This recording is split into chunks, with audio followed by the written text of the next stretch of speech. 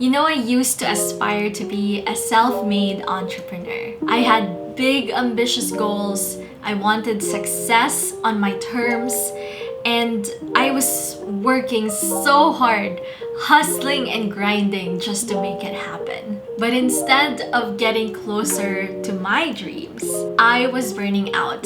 And in fact, I was struggling financially and emotionally, and I ended up questioning everything. And then in my lowest moment, one mindset shift changed everything for me. Hey friends, I'm Myrra. I'm a kingdom-driven entrepreneur, online course creator, and strategist and author. And in this channel, I post videos on course creation, kingdom entrepreneurship, and faith-based personal development to help you build a life of purpose, freedom, and impact.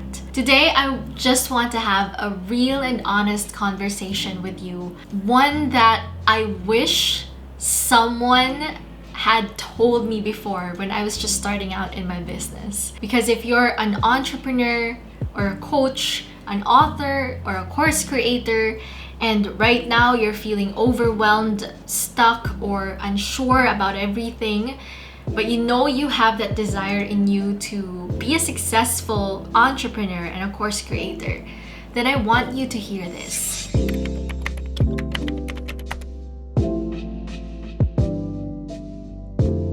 So let me take you back to the first year of my business. Back then, I had huge goals. Some might even say they're so unrealistic. In fact, some relatives of mine really discouraged me, and they thought, you know, after you're done with all of that, because that's just a phase, I think that you're just gonna go back and realize that the real world is not as grand as you want it to look like. And all those goals, you'll be humbled and you'll just end up looking for a job. And believe me, that really broke my heart. But for me, before, I genuinely believed that I could achieve these goals because I've always believed that there's a reason why God has put dreams in our hearts, right? There's a reason for all of that. The problem was that those goals, they were my goals, right? They weren't bad goals essentially because, you know, I still had good intentions. It's like I wanted to travel, I wanted to have 6-figure, 7-figure businesses so that, you know, I could treat my parents and give back to my parents or bring my family wherever else in the world and have a mansion or whatever, like all these, you know, goals, right? And they weren't exactly bad goals. Like I wasn't planning to just have all the money to me and not give back to others. But the thing is, those goals were still based on society's standards. And honestly, my own pride as well. Like I wanted to prove something. I was a total achiever. I grew up being an achiever. I was the kind of person who wanted to always have good grades and to graduate with honors because I just like achieving things. And I really wanted to be successful in the world's eyes so that, you know, the world will accept me, so that the world will think I'm superior, right? And I wanted to be self-made. But reality hit me hard because by that time I was juggling a full-time job as a content writer, and I was really pushing myself beyond my limits because beyond that I was also, you know, building my business on the back end. And I also have like all the other personal stuff that I was doing at that time. And so eventually my health started breaking down. I developed chronic urticaria, which is an autoimmune skin condition that causes you to have hives all over your body. And for me, it was on and off. So it was a spontaneous condition. And I went to an allergologist, and then they told me that, it could be stress that's causing it, or the food, or the weather. They couldn't really figure it out. And we've tried many different medications, and I just felt so sad. And it was emotionally challenging me, at the same time physically challenging me, because I couldn't go to sleep anymore because of all the hives in my body, and it was affecting me on how I do work, on how I interact with other people, things like that. It was really, really stressful. And so I had to quit my job, but my business as well, it wasn't really taking off the way I thought it would. I was barely earning. I was struggling to pay my bills as someone who had just graduated and went on to build her business, and I started living alone. And I also had a difficult client at that time who drained me emotionally and even asked for a refund, even if, I was doing everything that I can to help her out. And one night, suddenly, I just broke down. I remember crying out to God and thinking, Lord, why would you lead me here? Why am I here? This doesn't make sense. And it hurts so bad, and it's so stressful. And I'm just tired and exhausted. And I was tempted to quit. Maybe I should just get a stable job. Maybe I wasn't cut out for this entrepreneurial journey. And worst of all, I was thinking, I feel like an imposter. Who was I to ask people to invest in my programs at that time when I didn't even feel qualified? When I didn't even feel smart or knowledgeable enough? When I didn't feel like I was truly at the right place?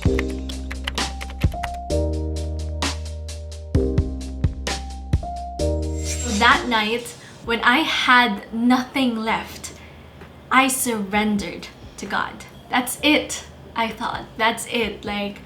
This is the end of me, Lord. I can't do anything else from here on out. My health is breaking down. My business is not going well. My finances are questionable, and I don't really know what else to do. And I'm so tired. And so, Lord, I just give this all up to you. And really, I told God, Lord, I don't know what to do anymore. If this business is really what you want for me, then take over.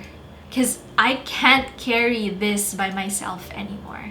And when you just ask God for help, sometimes it's not like an instant radical change. Like that night when I was breaking down and then I prayed that prayer, it wasn't as if there's suddenly clarity all over me, and that God just sent down all his angels to encourage me and to tell me what to do next. No, in fact, at that point I was still crying and crying and crying the entire night, and I didn't know what is there for me to expect when I wake up in the next day. And so it's not as if anything changed physically in my reality, right? But in hindsight now, right? In hindsight, when I look back, I can see that is the moment when things shifted. That is the moment when everything seemed to change. Maybe not instantly, but slowly and gradually. That is the point of no return. Because that's when I started seeking God, not just for a way out, but truly seeking him, truly wanting to build a relationship with him. And I started reading the Bible more, and I really just spent more time with him than I did in my business, in anywhere else, right? And that's the moment when it felt like everything that I was trying to carry by myself, all the burden that was so heavy for me, it seemed like it just lifted. Like God just suddenly, when I allowed him to, that he just suddenly said, okay, finally, now you're letting me carry it with you. That, all the pressure that I was putting on myself to give back to my parents and to have a successful business, not just a successful one in my terms, but like successful in terms of the world's standards, where it's like 6-figure, 7-figure, all the pressure to have my life together, and the pressure to be healthy and to not have any kind of sickness anymore, and to prioritize myself, my body, and my health. All of it just lifted. So that's really when everything changed. And then one day I came across the parable of the talents. So the parable of the talents, I believe it's in Matthew chapter 25, I think. And it's basically, a master who gives his servants talents, different amounts of talents, and asks them to use those talents wisely. And then he goes on in this journey, and then when he came back, he asked, okay, what did you do with the talents that I've given you? And 2 of the servants that he gave to doubled what they have been given. But then there's this one servant that dug a hole in the ground, because he said that he didn't really want to lose the talent that the master gave him. And so the master rewards the 2 servants, but condemns the 3rd servant. And he was like, if you knew that I wanted interest, why didn't you just put it in the bank or somewhere where it could have gotten more interest? And even if it's not like double, right? And so I came across this parable of the talents, and it dawned on me, it taught me something. It hit me that I don't really own my business. I just steward it. Like God gave me this business and trusted me with this dream to have this business, even this life in general. And I just steward it. So I understood at that moment that everything I have, my skills, my resources, my ideas, even my dreams and my ambitions, they were never really mine. They were given to me by God so that I can steward them well. And I didn't really need to force success to happen to me, but instead what I needed to do is to just faithfully steward what I have been given, what God has given me, and trust that He is going to lead me to my next steps, that He is going to guide me through this journey of stewardship. And so when that hit me, I finally committed, and I knew something had to change. So in June 2020, I shared this realization online in my Instagram, and basically it says, I don't own my business. There you go. I steward it. And the caption says, God is my CEO. I used to want to be a self-made millionaire until I realized I can never do that on my own, nor do I choose to.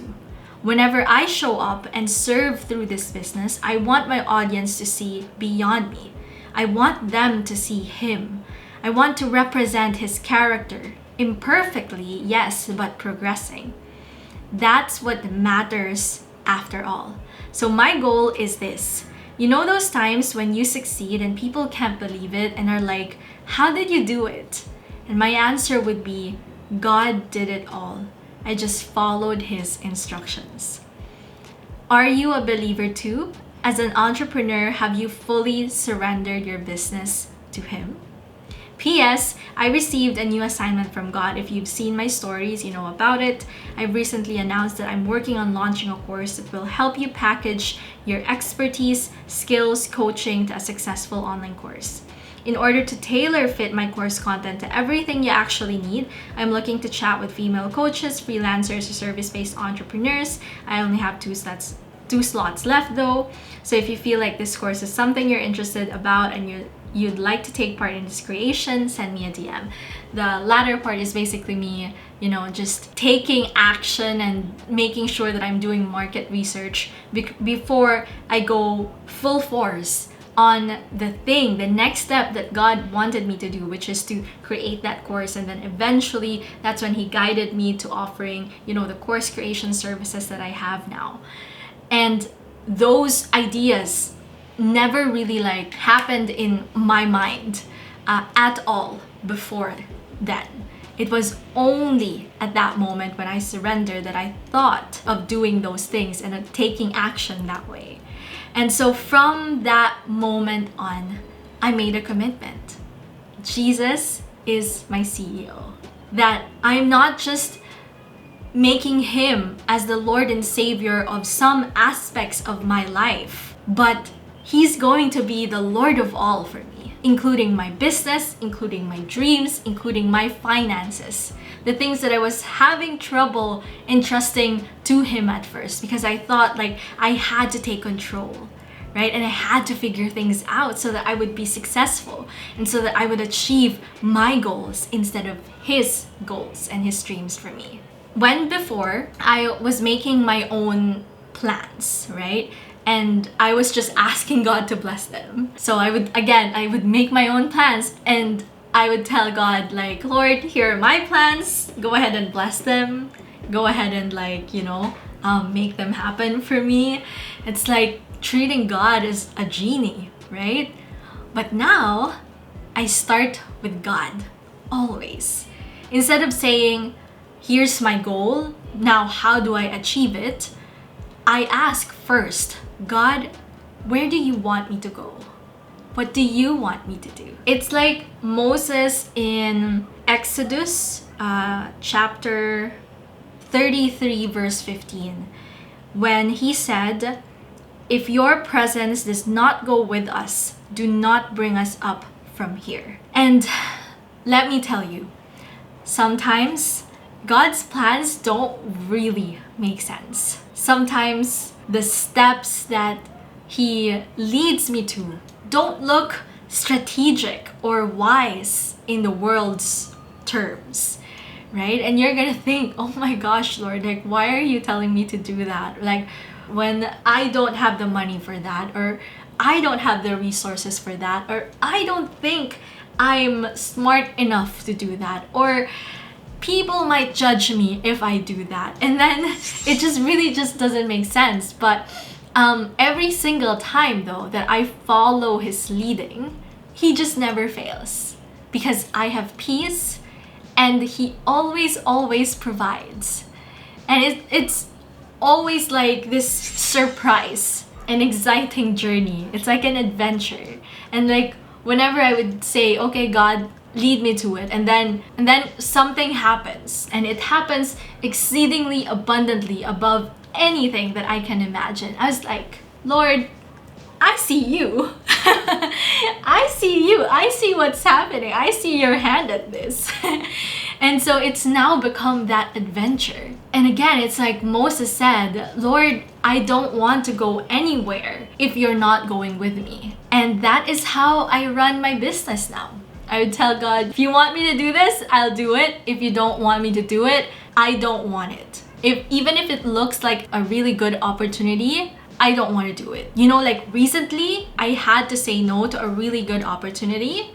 It was from someone who was from Harvard and inquired to us and asked me and my team if we can, create a course. Even though for me, oh my gosh, it looks like a really amazing project that I want to be in. But then when I prayed about it, me and God, we had a conversation, and I realized this is not where the business is headed. This is not where God's direction is. And so even if it's a really good opportunity, I said no, and I still have peace. And I still know that I did the right thing.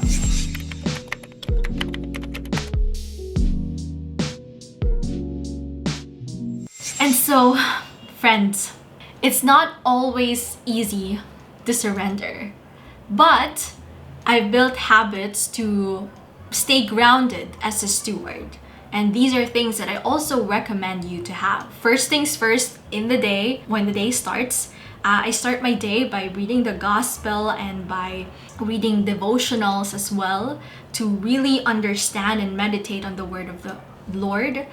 And then I would pray over my business and my decisions that day and my interactions, my calls, my tasks that day. And I would remind myself that I'm not fighting this battle alone, that God is with me, that He is my provider, He is my rock, He is my protector, He is my shield, that nothing, no weapon formed against me shall prosper. Because this journey is not meant to be done alone. So if you're feeling overwhelmed right now and you feel like you just have to make everything happen on your own, but you feel stuck and you feel exhausted and you feel unsure about things, then I want to tell you that being God-made is so much better than being self-made. When you know who is backing you up, the pressure slips. It was my rock bottom, yes, but it was also my turning point. So it's like when, the disciples were on a boat, right? And the storm was raging. They were panicking. They thought they were going to drown. But Jesus, He was sleeping. I've been right here in front of you, believing in you. Then come to me. Because He knew they were going to be okay. That is the kind of peace that you can have when you surrender your business to God. The kind of peace that transcends all understanding. That people around you may not even understand. You may not even understand. You just feel it. You just have that peace. And the thing is, God's love for you isn't based on your success or failure. When in reality, God's love, when we receive it, when we have Jesus as our Lord and Savior, there's nothing that can separate us from God's love. Nothing. He's a very good and faithful Father. And if He calls you into business, trust that He will provide, He will equip, and He will guide and lead you to it. And remember again that you're never alone. So friend, let me leave you with this. Have you truly surrendered your business to God? If this resonated with you, I'd love to hear your thoughts in the comments. And also, if you want to create an online course and steward your God-given gifts and expertise through an online course, then you might want to check out our Course Creation Done For You services or my Kingdom Course Creator Bootcamp course in the links in the description below. But I do hope that this video has encouraged you, and I hope that you would also have this kind of mindset shift that could change everything, that could transform not just your business, but your life. And remember, it's not about being self-made. It's about being God-made. It's about being God-led. So friends, hit like, subscribe, and share this video to your friends. And keep the faith and know that the best is yet to come. I'll see you in the next video.